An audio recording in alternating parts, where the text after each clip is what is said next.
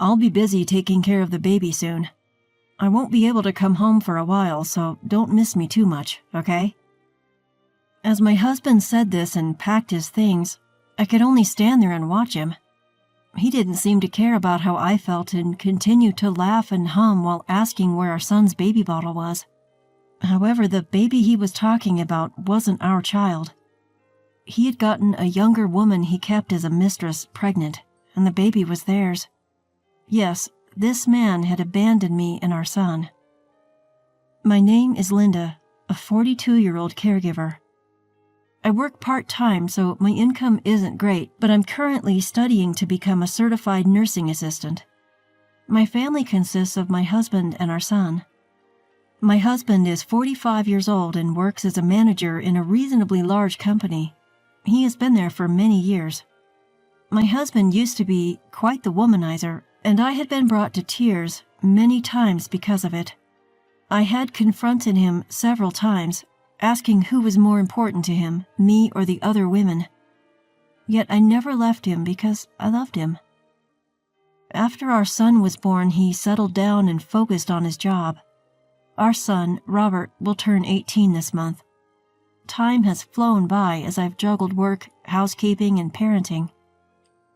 Robert had a rebellious phase, but now he's about to graduate from high school.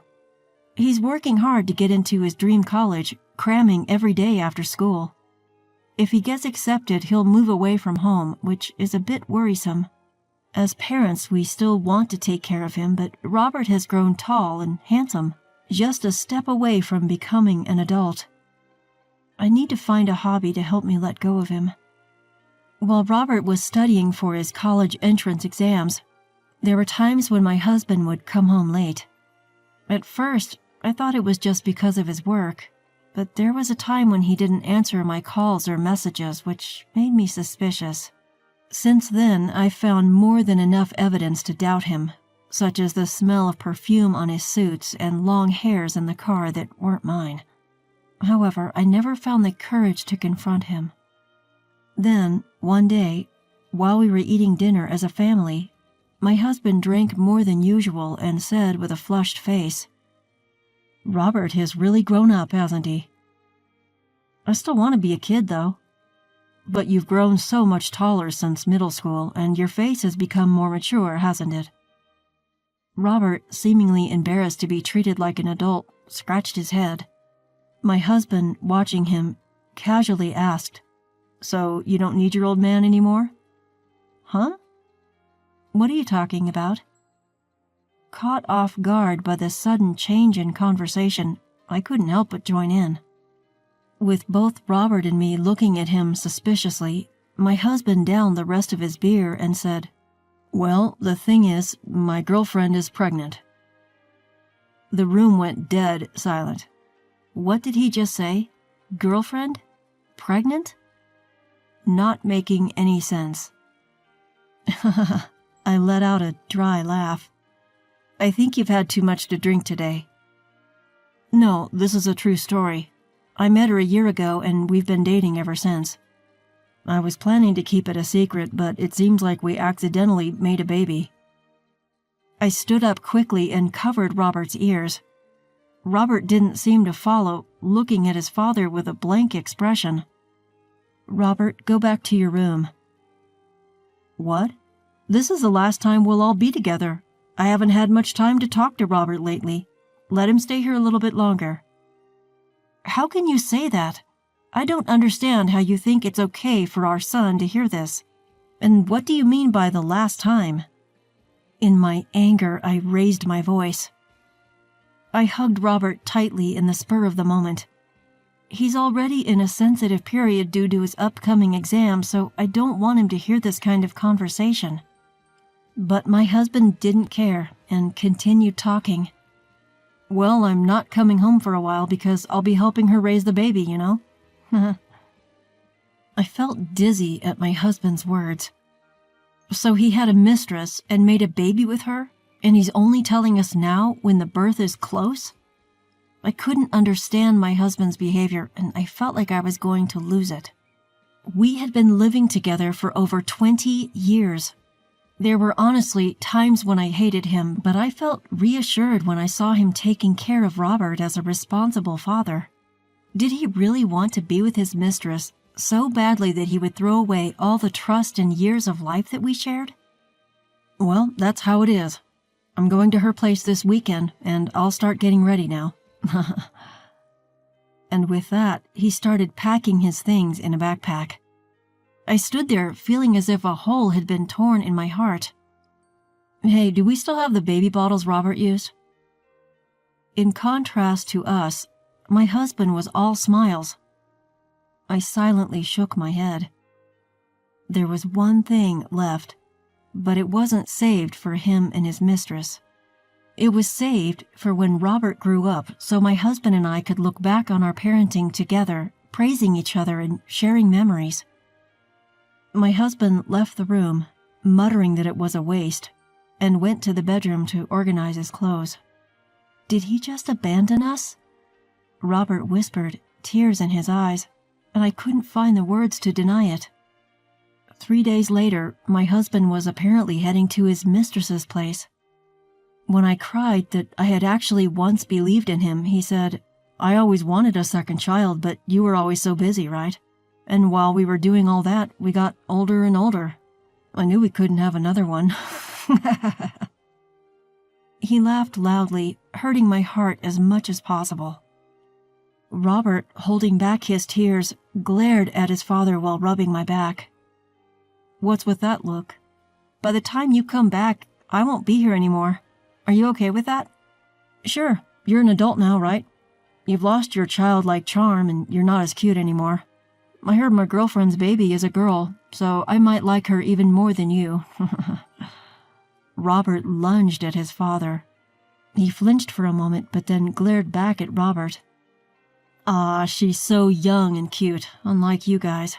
I'm really looking forward to our future together." "Yeah, I get it now. You're the worst, Dad. At least now both Mom and I can make up our minds. We know what to do." I also speak up, following Robert. "You should know that there will be no home for you to return to anymore." My husband, with an annoyed expression, shakes off Robert's grip and leaves without even saying goodbye. Robert supports me as I feel my strength drain away. We didn't just sit idly by after hearing about my husband's mistress. We had already begun preparing our next moves. About 2 weeks later, my husband called. He laughed, saying that raising their daughter was going smoothly and that she was as adorable as he had hoped. He even sent a photo of the mistress holding the child, which started in me a simmering of rage. However, he had unknowingly provided us with evidence.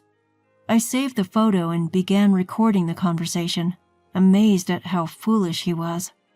Then, right on cue, my husband's mistress took the phone and began talking. "Are you the wife? I'm sorry I've taken your husband all for myself, but it can't be helped since we have a child together now, right?" LOL. Yes, raising a child can be tough. "I'm so glad you're understanding. When I first heard about you from your husband, I just thought you were a weak person who couldn't do anything but cry. But that's not how you sound at all." So that's what he had been saying about me to his mistress.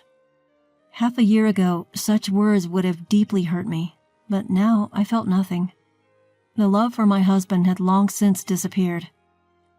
"You knew my husband was married with a child, and yet you still pursued him, right?" "I didn't know at first. Your husband always took off his wedding ring when we met, so when he finally told me, I was surprised. But my feelings for him didn't change. We'll be together forever." It's a good thing they're both so clueless. This would serve as evidence that the mistress knew my husband was married and still continued their relationship. While her words were infuriating, the payoff would be huge.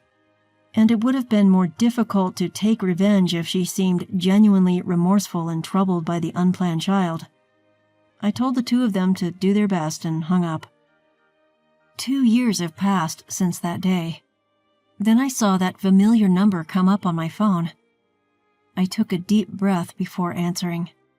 "Hey, how have you been? I'm coming home now, so make sure the house is clean, okay?" Didn't I tell you back then that there's no home for you to return to? What are you trying to prove?" My husband sighed, sounding exasperated. "Sure, I admit I was wrong to leave suddenly, but I can't leave her to raise the child alone, right?